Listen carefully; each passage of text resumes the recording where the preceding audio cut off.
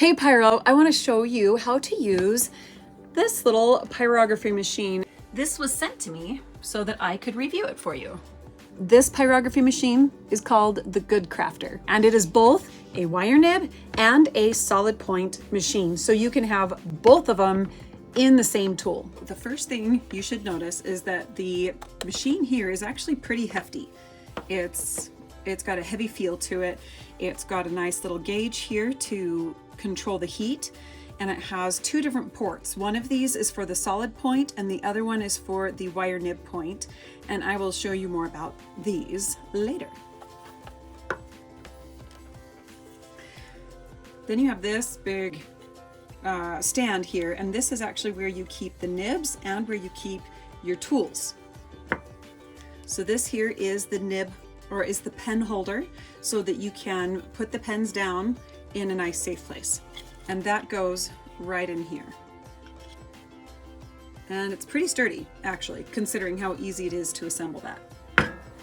Now, before we get too crazy with the rest of the setup, I want you to see something. So you can have these setting side by side if you'd like, or you can unscrew this and attach this to the top. And you just want to line up the hole that the screw goes through with the hole in the machine. Set it in place and then put the screw down. Turn it so you can see this better. Then you put the screw in that hole and tighten it down. It's actually quite sturdy, and it comes with the little screwdriver, so that's nice.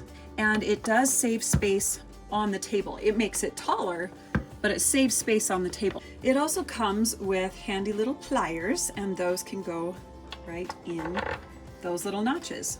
You still have two little spaces if you wanted to use them.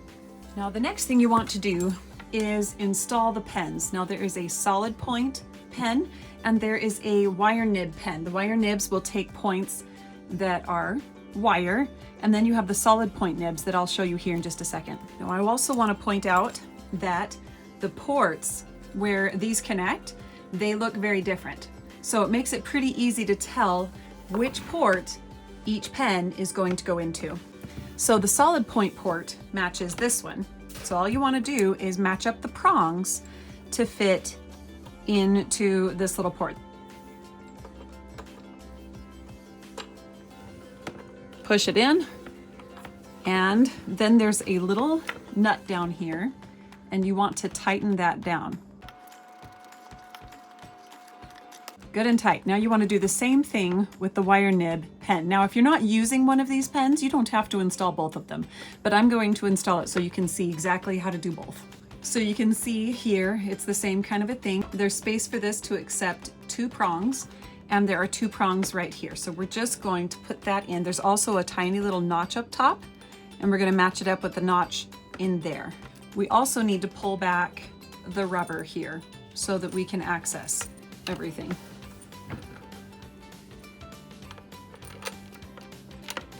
See how that just slipped on so nicely? And now we're just going to do the same thing where we tighten this down.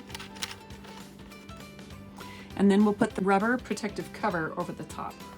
And now that those are installed, you have a safe place to rest the pens. This is a great tool for beginners, intermediate users, and experts alike.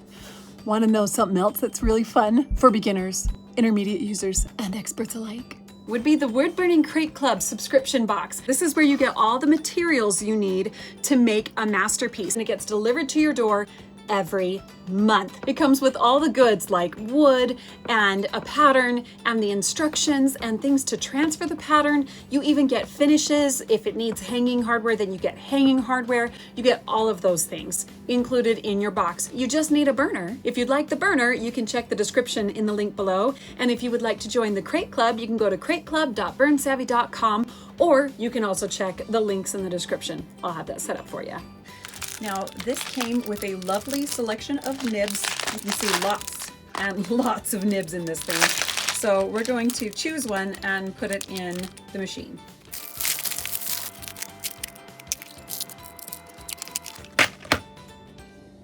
That's a pretty one. So all you do is you take the pen, and this is where you screw the nib into the pen. Just twist it in. And you want to be gentle, you don't want to be too tight, okay? And you want to make sure that this here is also nice and tight at the base. And you want to do this while it's cold.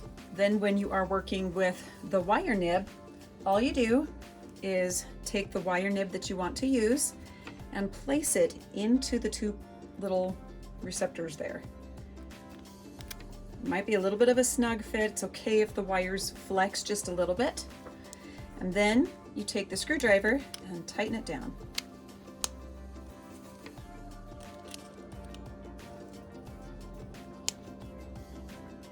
There we go.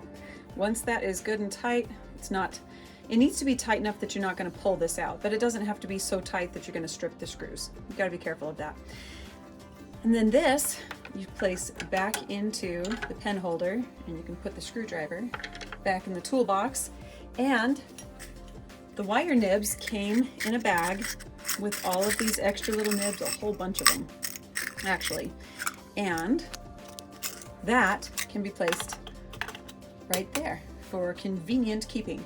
Now I would recommend that when you have hot nibs that you are trading out, I would not put them back in here unless you take these out, in which case then you can put the hot nibs in there, okay?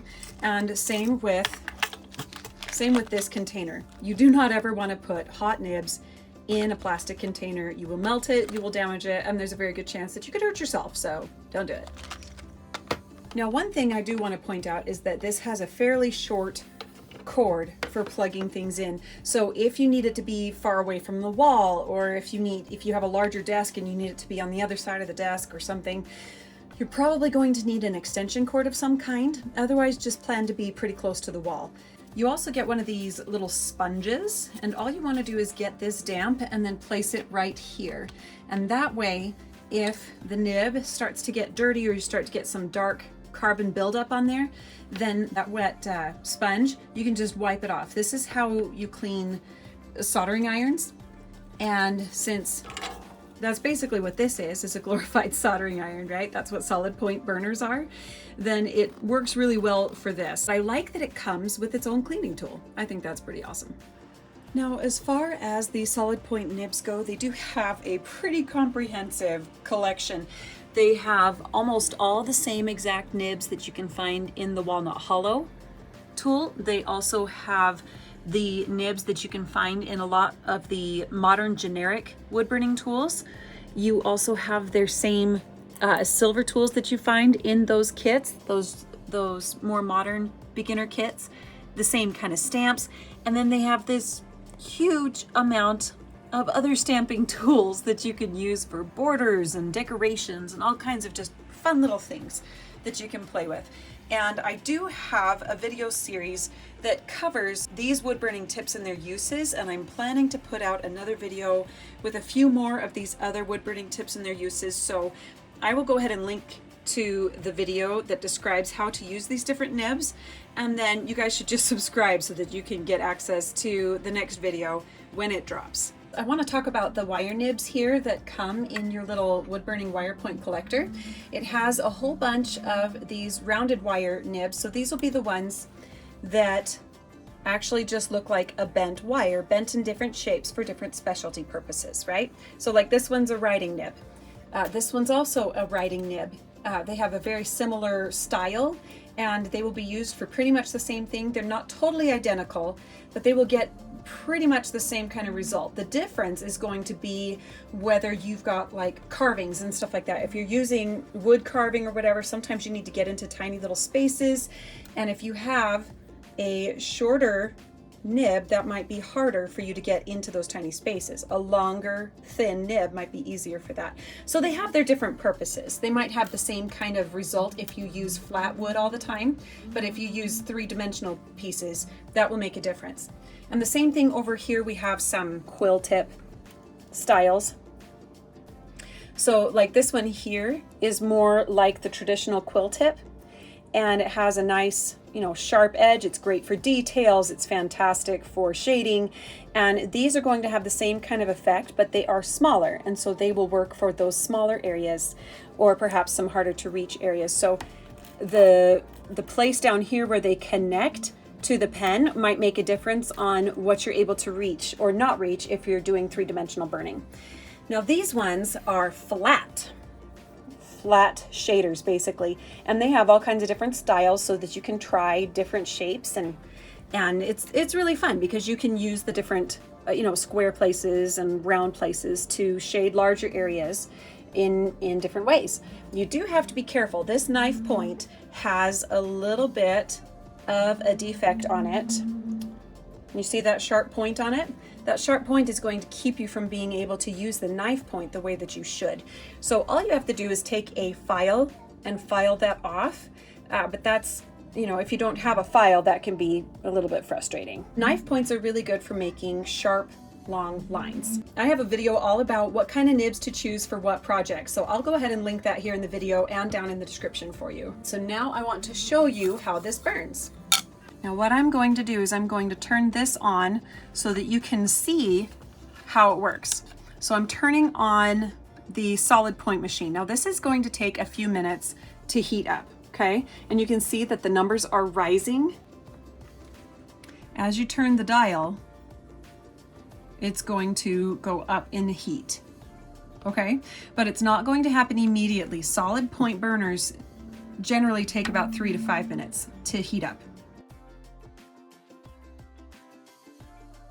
And now that the pen is ready to use, we're gonna pull it out and make something. Something else that is really interesting about solid point burners and wire nib burners is that they will change colors when they've been used. So you can see that these were the same color, but now that this one is hot, it's going to turn this orangey color. Now, one thing about solid point burners too is that you can't hold your fingers very close to the edge. So sometimes that makes it a little hard to control, but it is doable. I'm just gonna freehand something here. What do I want to freehand?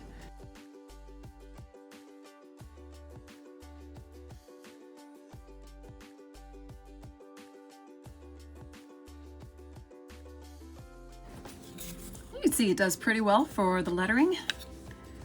And if I wanted to, I could turn this into one of those hidden messages type boards that I like to do.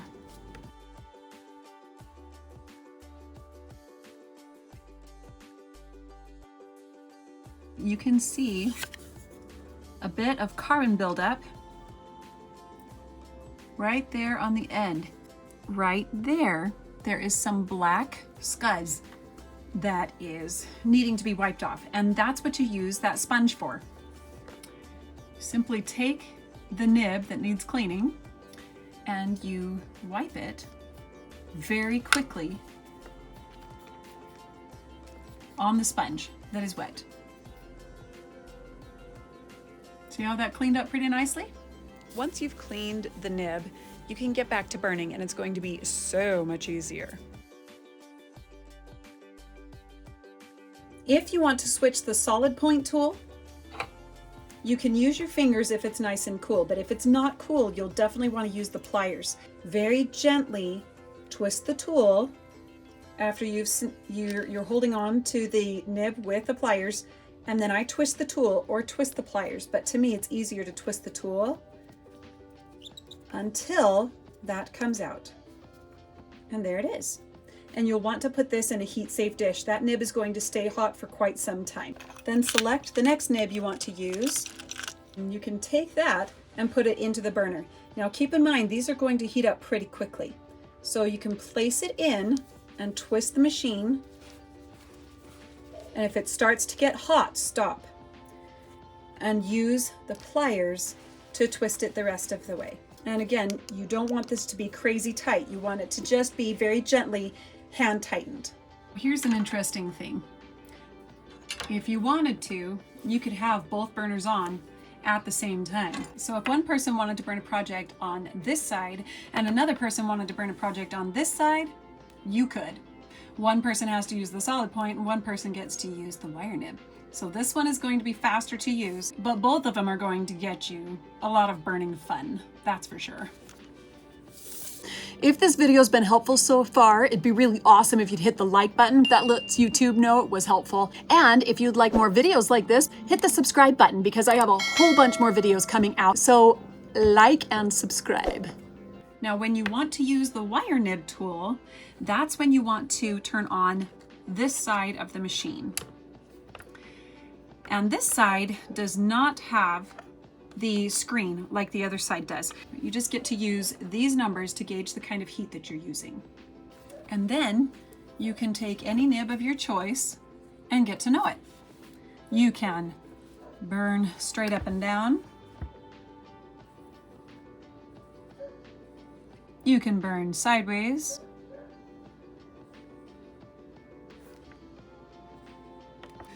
Then you can lay it down flat on its side and see what kind of burns you get there. You can try different techniques, try different angles, and just have a good time with it. Now, when you're ready to switch out the wire nibs, all you gotta do is take the Phillips head screwdriver, loosen the screws on both sides, and if it's hot, you don't want to touch that nib with your fingers. Just use the pliers and put that in a heat-safe dish. If this part is still hot, it might be a little dangerous to put this in with your fingers, but you can simply use the pliers again and very gently insert them into the tool. Once that's inserted, you simply screw that down in place. You tighten the screws. Make sure that this is off before you switch nibs. Now, I want to burn a shaded project so you can see how the wire nib works, but the piece that I was using was so straight I could hardly shade with it. So I used the pliers to bend it very gently, and because the wire is very soft, it bent very easily, and that made it a lot easier to shade. And then I do use the other nibs not bent, just as they came out of the box.